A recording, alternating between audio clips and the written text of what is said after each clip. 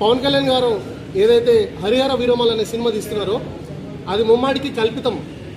ఎందుకంటే పవన్ కళ్యాణ్ గారు తీస్తున్న సినిమా ఏదైతే ఉందో ఆ సినిమా మా తెలంగాణ రాబిన్హుడ్ ప్రజావీరుడు పండుగ సాయన చరిత్రకు సంబంధించిన జీవిత చరిత్రను తీసుకొని ఒక చరిత్రలో ఎక్కడా లేని ఒక కల్పిత పాత్రతోటి ఈ హరిహర వీరమల్ అనే సినిమాను తీస్తున్నారు.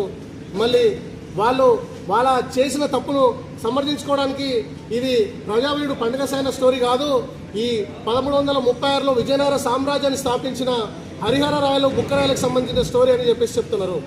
ఈరోజు ఆ ట్రైలర్లో చూసిన దాన్ని బట్టి ఇప్పటివరకు గూగుల్లో కానీ యూట్యూబ్లో కానీ తమ్నీల్స్ లేదంటే ఆర్టికల్స్ని వచ్చిన ఆధారంగా మేము చిత్రాయుడిని కొన్ని ప్రశ్నలు అడగదలుచుకున్నాం. ఈరోజు హరిహర రాయలు లేదా బుక్కరాయలు అనే వాళ్ళు 1336లో విజయనగర సామ్రాజ్యం స్థాపించి 1406 లేదంటే 1410 కాలానికే ఈ ఏదైతే విజయనగర సామ్రాజ్యం స్థాపించిన ఏదైతే వంశం ఉందో సాల్వ వంశం అది అక్కడితో అంతమైపోతుంది.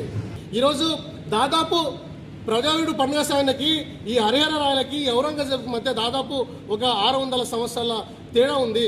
ఈరోజు పవన్ కళ్యాణ్ పాత్ర సినిమాలో ఎట్లా ఉందంటే మనకు ట్రైలర్లో చూసిన ఆధారంగా ఆయన ఈ నిజాంలు లేదా రజాకారులు పెత్తందారులు భూస్వాములు ప్రజలను హింసిస్తుంటే ప్రజలకి అంటే చేదోడుగా లేదంటే ప్రజల నాయకుడిగా పోరాటం చేసే పాత్రలో పవన్ కళ్యాణ్ గారు నటిస్తున్నారు.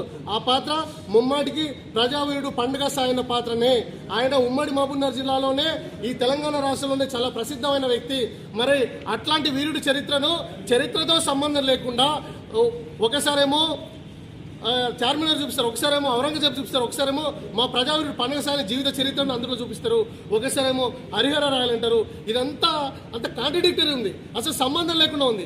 అసలు ఈ చరిత్ర ఏంది, ఈ పవన్ కళ్యాణ్ గారు ఈ నటించడం ఏంది, ఇంత అవగాహన లేకుండా చేస్తారా? ఇది తెలంగాణలో లేదంటే ఆంధ్రప్రదేశ్లో 8వ తరగతి చదువుకున్న పిల్లలడినే చెప్తారు.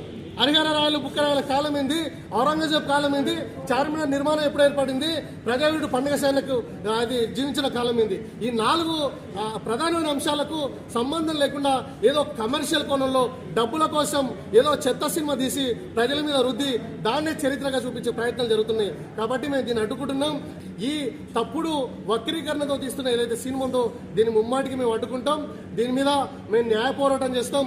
ఖచ్చితంగా దీన్ని ఉధృతం చేస్తాం.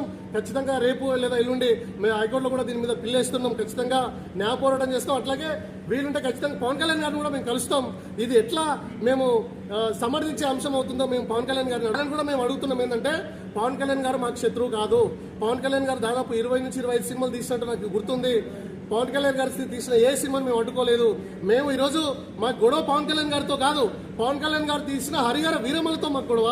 కాబట్టి పవన్ కళ్యాణ్ గారు కూడా చిత్రాయుడు కూడా చెప్పాల్సిన అవసరం ఉంది. మేము పవన్ కళ్యాణ్ గారిని ఇప్పటికి కూడా రెస్పెక్ట్ చేస్తున్నాం. మాకు నమ్మకం ఉంది ఈ సినిమాని సరి చేసుకోవాల్సిన అవసరం ఉంది.